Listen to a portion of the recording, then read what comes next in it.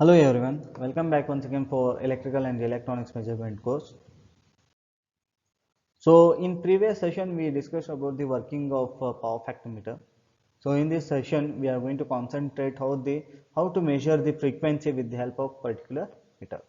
So let us see the working and the construction of frequency meter. So the frequency meter we are going to consider is Weston frequency meter. So this is the construction of the Weston frequency meter. Once again, it consists of fixed coil and moving coils, and they are arranged in this way. It consists of two coils A and B, coil A and B. Okay, so these two coils, once again, they are separated from each other and they are kept in parallel to with each other. So coil A and another set of coil A are kept in what fashion? In parallel with each other. Similarly, coil B, once again, it is splitted into two coils, coil B and coil B, and once again they are placed in what fashion? Parallel to with each other. As it consists of two coils A and B mounted perpendicular to each other, each coil is divided into two sections, and they are mounted in what fashion? They are mounted in perpendicular to with each other. A resistance R A, the resistance Ra is connected in series with coil A. So if you check out the connection diagram of this frequency meter, so Ra is connected in series with what? The coil A, and the inductance Ls is connected in series with coil B. So inductance Ls is connected in series with what? Coil B, and inductance La is connected in parallel with coil coil A. So this is inductance La which is connected in parallel with what? Coil A, and a resistance Rb is connected in parallel with coil B. So this is a resistance Rb, it will be connected in parallel with coil B. Okay, so a needle is pointed on the spindle which carries a pointer and damping watch. So this is the needle which is pointed on the spindle and it carries the pointer towards the our scale. So this is the entire construction detail of the Weston frequency meter. As I told, it consists of two coils, coil A and B, which are mounted in perpendicular to with each other, and it consists of two sections of each coil. And respectively, the resistance are connected in series, and inductance and resistance are connected in series and parallel fashion, which is already explained. So now let us see the working principle of Weston frequency meter. Okay, so whenever the frequency meter is connected to the AC supply, so this entire frequency meter will be connected to what? An AC supply. A current will try to flow through coil A and coil B, which sets up two magnetic fields which are right angles to each other. So whenever we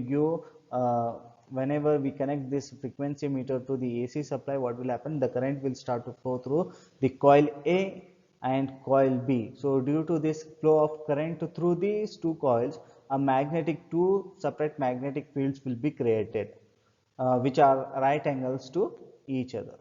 The strength of field produced by these two coils depends upon the magnitude of the AC current flowing through these coils. So whatever the strength of the magnetic field produced by these coil A and coil B is there, right? So it depends upon the magnitude of the current which is flowing through these coils.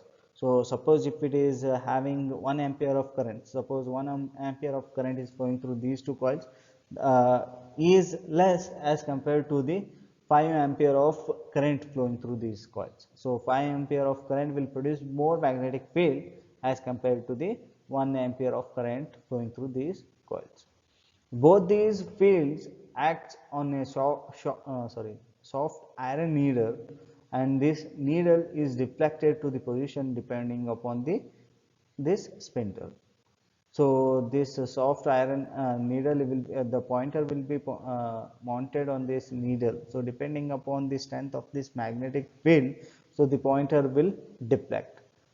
Both these fields, so the various values of resistance and inductance in the frequency meters are so selected that for normal frequency of supply.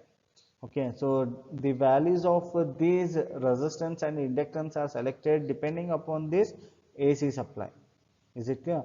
The voltage drop across LA and RG sends equal current through the coils A and B.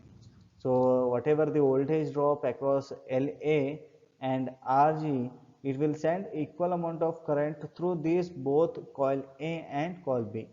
Before the needle takes up the position, which is 45 degree to the both the coils, and pointer is deflected to the center of the square. So initially it will be in center of the square, center of the scale.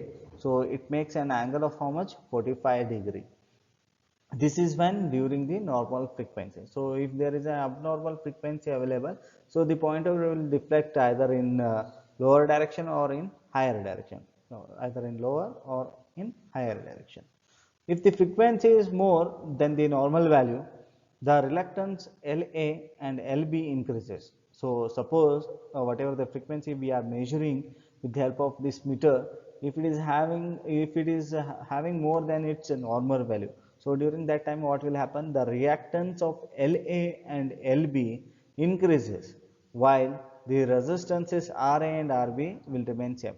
So both inductance of LA and LB increases, but the resistance will remain same. Hence the voltage immersed on the coil A will be more than the coil A will be more than coil B. So whatever the voltage drop we are going to get across coil A, it will be more as compared to the coil B. Hence the current flowing through coil A increases and the current flowing through the coil B decreases. So this is when it is applicable. Suppose if you are measuring the frequency more than its normal level, so during that what will happen? The inductance LA and LB will increases, but whereas the resistance RA and RG will remain same. Due to this what will happen? The voltage in coil B will be more as compared to the coil B. So due to that what will happen? The current flowing in coil A increases and the current flowing in coil B decreases. So due to that what will happen? The magnetic field produced by these two coils are different now. So they will try to interact with each other. So whichever the coil is having more magnetic field, so the pointer will tends to move that side.